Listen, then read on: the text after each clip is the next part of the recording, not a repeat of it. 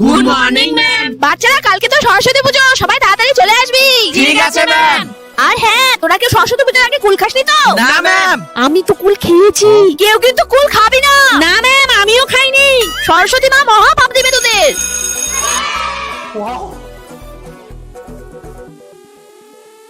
আরে তুই এতগুলো কুল কি করবি? আরে খাবো। এই রে, তুইও খা। না, ম্যাম কি বললো তোর মনে নেই? সরস্বতী পূজার আগে কুল খেতে হয় না। আরে কোথাও লেখা আছে কি সরস্বতী পূজার আগে কুল খেতে হয় না? এই নে। বেদ দিচ্ছি যখন খেয়েই নেই। বড়া, তুই জানিস আমি কে? মা সরস্বতী বিদ্যা দেবী, আর তুই আমার পুজোর আগে কুল খেয়ে নিয়েছিস। না না না তোর আমি আজ থেকে বাসযন্ত্র বন্ধ করে দেবো। ইয়া! না!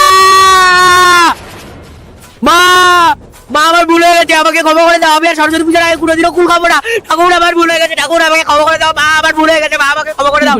মা, আরে আমার ভুল হয়ে গেছে মা।